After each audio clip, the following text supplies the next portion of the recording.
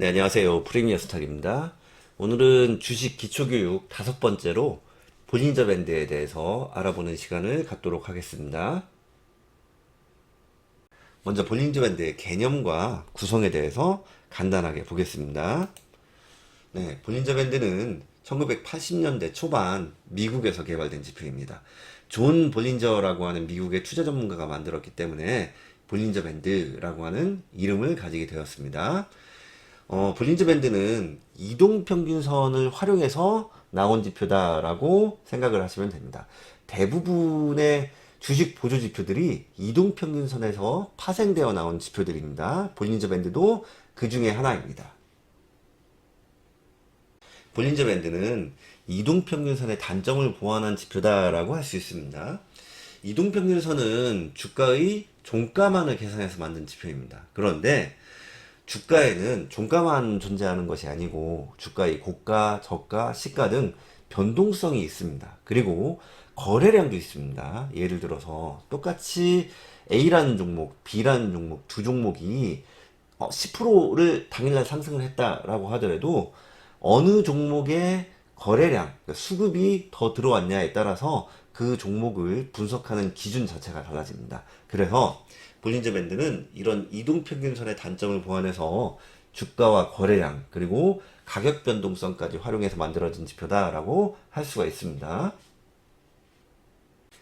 볼린저 밴드는 주가와 거래량을 통해서 기술적인 측면을 살펴볼 수가 있고 동시에 변동성을 통해서 기업의 실질 가치와 거기에서 반영된 투자 심리까지 살펴볼 수 있기 때문에 기본적 분석과 기술적 분석을 동시에 할 수 있는 거의 유일한 지표입니다. 그렇기 때문에 트레이더들이 가장 신뢰하고 중요하게 생각하는 지표 중에 하나다라고 할 수 있습니다. 볼린저 밴드는 3개의 선으로 구성되어 있습니다. 상한선, 중심선, 하한선 이 3개의 선으로 구성이 되어 있는데 이 중에 중심선은 이동평균선과 같습니다. 기본적으로 볼린저 밴드의 수치를 20으로 사용하기 때문에 여기에서의 중심선은 20 이동평균선, 21선과 같다라고 할 수 있습니다. 정리해서 말씀을 드리면 볼린저 밴드는 이동평균선을 활용해서 이동평균선의 단점을 보완한 지표다라고 할 수 있습니다. 이동평균선이 주가의 종가만을 계산하는 데 반해서 볼린저 밴드는 주가와 거래량 그리고 가격 변동성까지 활용해서 설정이 됩니다. 그렇기 때문에 이동평균선보다는 좀 더 신뢰 있는 지표이고 트레이더들이 가장 신뢰하고 중요하게 생각하는 지표다라고 할 수 있습니다. 볼린저 밴드의 구성에는 상한선, 중심선, 하한선 이 3가지의 선이 존재를 하는데 이 중에 중심선은 이동평균선과 같습니다. 그러면 차트를 보고 차트에 볼린저 밴드를 설정을 해 보도록 하겠습니다. 네, 마우스 오른쪽 버튼을 누르시고 지표 추가로 들어가셔서 볼린저 밴드 BOL 치시면 됩니다. 네, 이렇게 하면 설정이 됩니다. 선을 조금 잘 보이게 바꿔볼까요? 네, 라인 설정해서 상한선을 두껍게 하한선도 좀 두껍게 바꿔보겠습니다. 네, 볼린저 밴드가 설정이 됐습니다.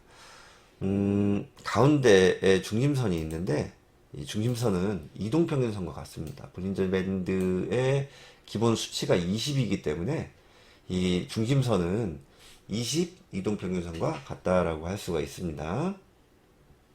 볼린저 밴드의 기본 활용법은 주가가 하한선 근처에 오면 사고 상한선 근처에 오면 팔아라 라고 하는 기본 활용법이 있는데 저는 그다지 신뢰하지는 않습니다.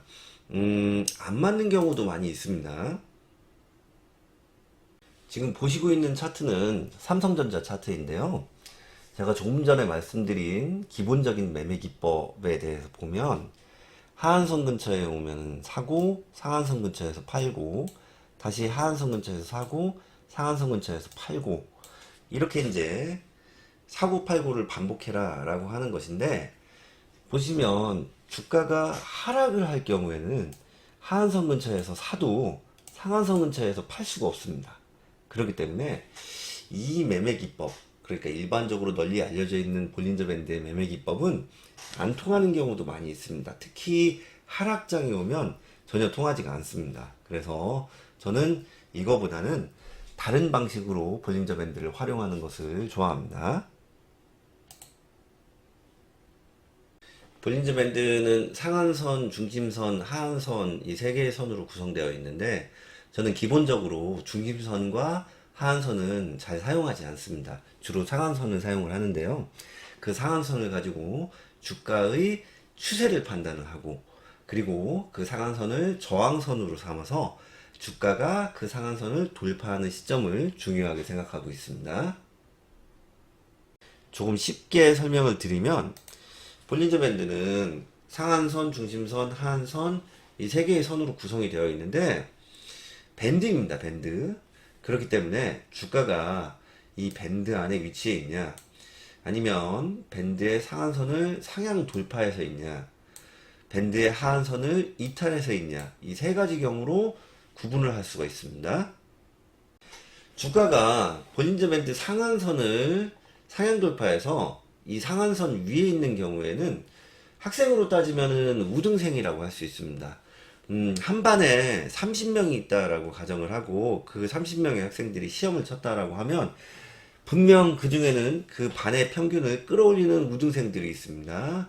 주가가 볼린저 밴드 상한선 위에 있는 경우에는 그런 우등생과 같다라고 생각을 하시면 됩니다. 그리고 주가가 볼린저 밴드 하한선을 이탈해서 그 아래에 있다라고 하면은 열등생입니다. 조금 공부 못하는 학생.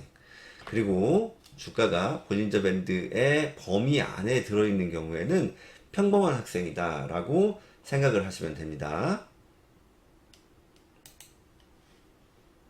그래서 저는 볼린저 밴드를 이용해서 종목 선정을 할 때 이 볼린저 밴드의 상한선 위에 있는 종목들만 주로 선정해서 매매를 하는 것이 좋다라고 생각을 합니다. 제가 볼린저 밴드의 상한선을 주로 활용한다라고 말씀을 드렸는데요. 크게 두 가지로 정리를 할 수가 있습니다. 첫 번째는 볼린저 밴드의 상한선 상향 추세를 봅니다. 그리고 두 번째는 주가가 볼린저 밴드의 상한선 위에 있는지, 아니면 주가가 볼린저 밴드 상한선을 상향 돌파했는지를 봅니다. 그래서 저는 주가가 볼린저 밴드 상한선 위에 있는 종목들을 좋아합니다. 그런 종목들이 우등생이기 때문입니다. 그러면 오늘은 이런 종목들의 예시 차트를 보고 조건금 핵식도 같이 만들어 보도록 하겠습니다. 먼저 볼린저 밴드의 중심선과 하한선은 헷갈릴 수 있으니까 지우도록 하겠습니다. 중심선, 하한선. 네, 상한선만 설정이 됐습니다. 예시 차트를 좀 보겠습니다. 먼저 금양 차트를 보겠습니다. 네, 금양 일봉 차트입니다. 금양 차트를 보시면 주가가 상승하는 동안에 볼린저 밴드의 상한선이 계속 상승 추세인 것을 볼 수가 있습니다. 그리고 이 주가가 볼린저 밴드의 상한선을 타고 올라가는 모습을 확인할 수가 있습니다. 다른 종목들 차트를 보겠습니다. 한미글로벌 차트를 보겠습니다. 네, 한미글로벌도 주가 상승이 잘 나왔는데요. 주가가 상승을 하는 동안에 볼린저 밴드의 상한선이 계속 상향 추세인 것을 볼 수가 있습니다. 그리고 이 주가가 볼린저 밴드의 상한선을 따라서 같이 상승하는 모습이 확인됩니다. 베트남 개발 차트를 보겠습니다. 네, 베트남 개발 차트도 보시면 주가가 크게 상승이 나왔는데요. 볼린저 밴드의 상한선이 급격하게 상승하는 모습을 보실 수가 있습니다. 그리고 주가는 볼린저 밴드의 상한선을 타고 같이 상승하는 모습이 확인됩니다. WI 차트를 보겠습니다. 네, 이 종목도 최근에 상승이 굉장히 잘 나왔던 종목인데요. 주가가 상승하면서 볼린저 밴드의 상한선이 급격하게 상향 추세로 올라가는 모습을 보실 수가 있습니다. 그러면 이렇게 상승이 잘 나온 종목들의 상승의 시작점이 어디냐라고 하는 것을 보시면 주가가 볼린저 밴드를 상향 돌파하는 이 시점이다라고 하는 것을 아실 수가 있습니다. 다른 종목들 차트를 봐도 마찬가지입니다. 우리가 좀 전에 봤던 베트남 개발, 네, 이 종목도 이 상승의 시작점은 바로 주가가 볼린저 밴드의 상한선을 뚫고 급등한 이 시점이다라고 하는 것을 아실 수가 있습니다. 다른 종목들, 금양 같은 종목들도 마찬가지고, 네, 바로 여기죠. 그리고 한미글로벌 같은 종목들도 마찬가지입니다. 네, 바로 이 지점입니다. 그리고 최근에 이제 좋았던 한국정보통신 같은 종목들도 마찬가지입니다. 네, 이 종목도 보면은 주가가 볼린저 밴드를 강하게 뚫고 급등한 이 지점부터 좋은 상승이 나왔다라고 하는 것을 보실 수가 있습니다. 잘 보셨나요? 그러면 조건 검색식을 간단하게 만들어 보도록 하겠습니다. 0150 조건 검색식 만들기 장애입니다. 여기에 볼린저 밴드 조건을 두 개를 넣겠습니다. 네, 볼린저 밴드로 들어가셔서 추세 조건이 있습니다.